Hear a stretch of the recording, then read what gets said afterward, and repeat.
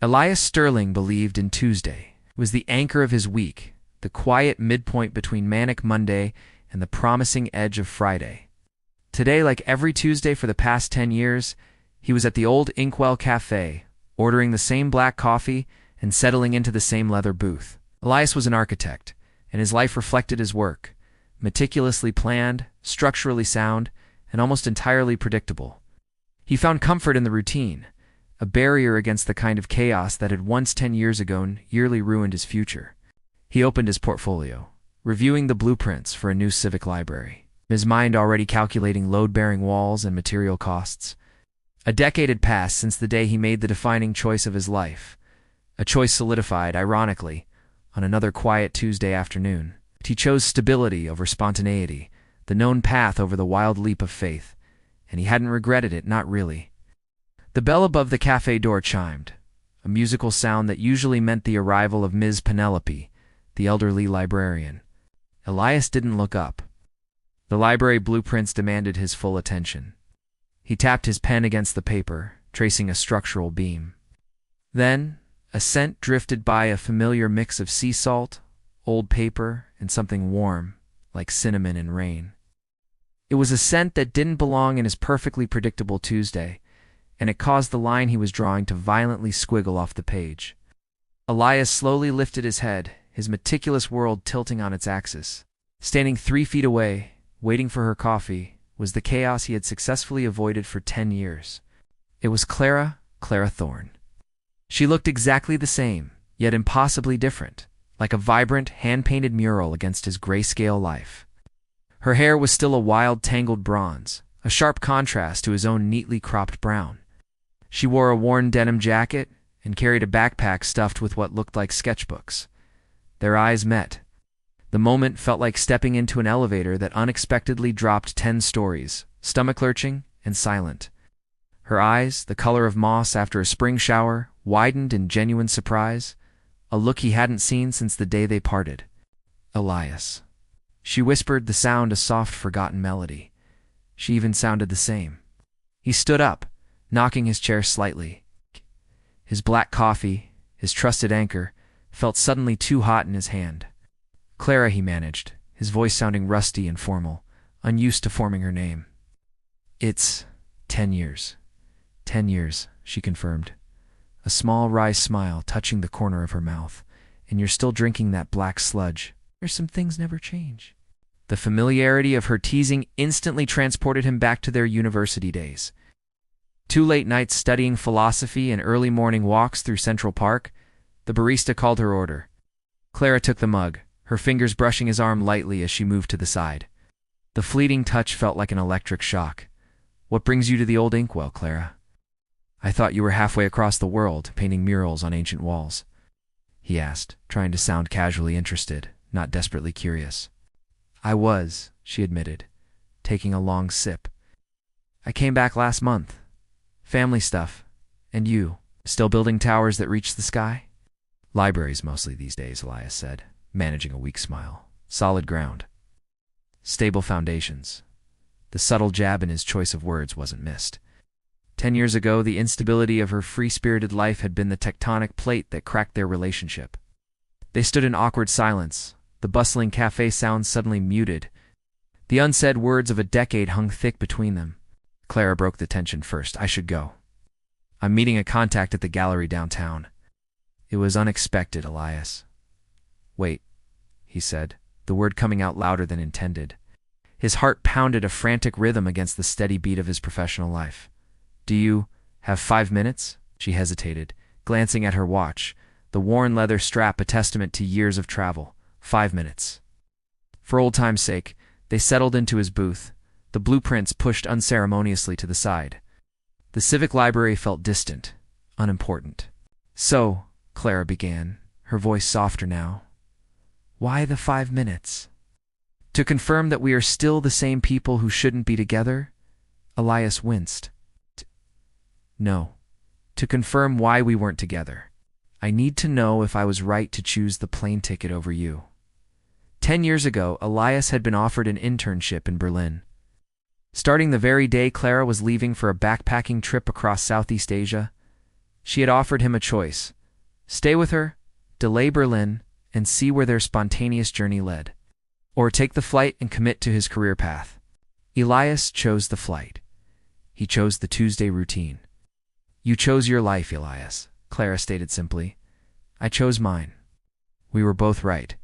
You have a great career. I have 1,000 sketches from 100 different sunsets, but I often wonder, Elias confessed, leaning forward, if the sunsets were worth the silence. I lost your voice.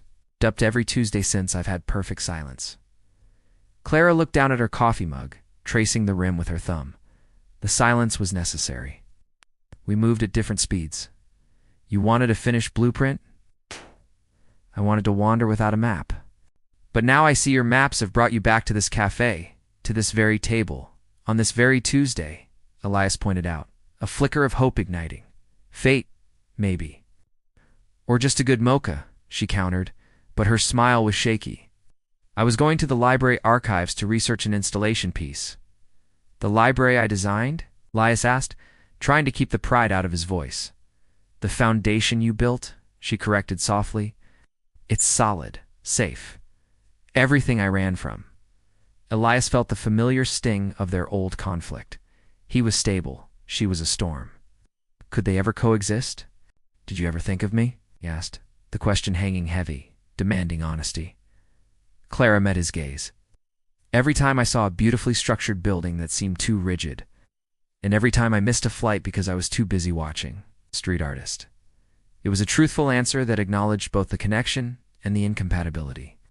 I miss the chaos, Elias admitted, surprising even himself. My life is to clean, Clara. I've designed the perfect container, but I forgot to put anything interesting inside. She laughed, a short musical sound that broke the melancholy. That's the most vulnerable thing you've ever said. I've had 10 years to practice vulnerability in private, he muttered. It's exhausting. The 5 minutes had stretched to 15. The tension between them was no longer awkward. It was charged, a magnet pulling them closer. Clara reached into her backpack and pulled out a small worn sketchbook. She flipped it open to a watercolor of a rainy city street. This is from Seoul, 6 years ago. I spent 2 days there, just because the street looked lonely, she explained. Elias studied the painting. It was raw, emotional, full of life. It felt like her soul poured onto the paper. It's beautiful, he said quietly. But did you ever wonder if you could have painted that and still had someone to show it to when you got home? That question hit her hard. Her expression faltered, the easy spontaneity replaced by a genuine, deep vulnerability. That's why I'm here, Elias, she confessed. The world is wonderful alone, but sometimes you want an anchor. I want an anchor. He realized she had changed too. The fierce need to run was perhaps replaced by a quiet need to land. I still have my anchor, Elias said, gesturing vaguely at the coffee shop. But maybe I need a storm to shake the foundations a little. The moment was perfect. The second chance was hovering palpable, waiting for one of them to seize it. Then the real world intruded. Clara's phone buzzed sharply with an alert. My gallery contact, she sighed, checking the screen. I really have to run. They hate lateness. She stood up, gathering her backpack. The denim jacket moved, revealing a tiny silver compass necklace he had given her on her 20th birthday. It was good seeing you, Elias, she said, her voice formal once more, the protective wall back up. Don't let the blueprints get too dusty. Elias felt a cold dread settle in his stomach. He was going to let her walk away again. Predictable, stable thing to do was wish her well and return to his civic library plans. But the image of the rainy Seoul street, the raw emotion in her art, screamed at him. He couldn't do the predictable thing. He stood up, knocking his black coffee cup, sending a dark stain across the pristine white of the blueprint section he had been ignoring. Clara, wait, he called, disregarding the stain, disregarding the startled looks of the other patrons. She stopped at the door, her hand resting on the metal pull bar, turning back one last time. I don't care about the blueprints, Elias said, walking quickly toward her. I don't care about the stability. I care about the life I didn't choose 10 years ago. What are you saying? She asked, her voice barely audible over the chime of the door as someone left. I'm saying that my Tuesday routine is overrated, he declared. feeling an exhilarating rush of pure, unadulterated spontaneity. I'm saying I don't want another 10 years of silence. It's not for the sake of a perfect schedule. He took a breath. The decision cemented the moment he chose her over his perfect coffee. Where is this gallery contact? I'll walk with you. Clara's eyes searched his face, looking for the architect, the planner, the man who always played it safe. But she only saw the man who had just risked a massive coffee stain on his work for 5 extra minutes with her. There at the old warehouse district, she said slowly, a tiny spark igniting in her eyes. It's a 30-minute walk, and I'm late. Then we'll run, Elias said, a genuine, unrestrained smile breaking through his professional mask. He hadn't run for anything except a closing subway door in nearly 15 years. He quickly grabbed his coat and keys, leaving the abandoned blueprint and the spilled coffee as testaments to his sudden shift in priority. He reached the door, pushed it open, and stepped out into the bright, chilly afternoon light. Ready to abandon your perfect Tuesday for a chaotic Wednesday, starting now? She challenged him, holding out her hand. He took it.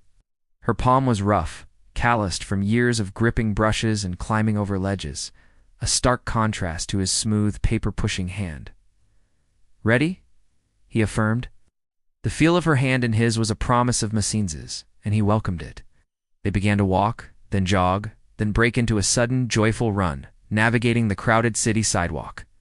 Elias didn't look back at the cafe, didn't worry about the dry cleaning bill for his jacket, or the angry call he'd surely get from his project manager. He was running not toward a deadline, but toward a possibility, the glorious, terrifying possibility of a second chance. He felt the tension in his shoulders, the tension of 10 years of routine, finally break away. Clara laughed beside him, a sound that was pure, unfiltered joy, a sound he hadn't realized he'd missed so desperately. They didn't talk about marriage or moving in. They simply talked about the next corner, the next street sign, the next breath. The present moment was enough. It was more than enough. They arrived at the warehouse district, breathless and laughing, the gallery contact already waiting, looking impatient. Clara squeezed his hand before releasing it. I owe you a coffee, she said, catching her breath. Maybe next Tuesday? 95. Forget next Tuesday, Elias replied, his heart full of a feeling more solid than any foundation he had ever built. How about tonight? Clara's smile was the answer, bright and utterly real. At a night, she agreed. He watched her go, not with regret, but with the quiet understanding that the missed connection had just been rewired. It took him 10 years and a simple Tuesday run to realize that the most beautiful structures in life aren't built from concrete, but from courage. If the story of Elias and Clara proves that it's never too late for a second chance, then don't miss out on your own chance for great content. Hit that like button, share this powerful story of missed connections, and subscribe to Storycraft Studio to ensure you never miss our next heartfelt story.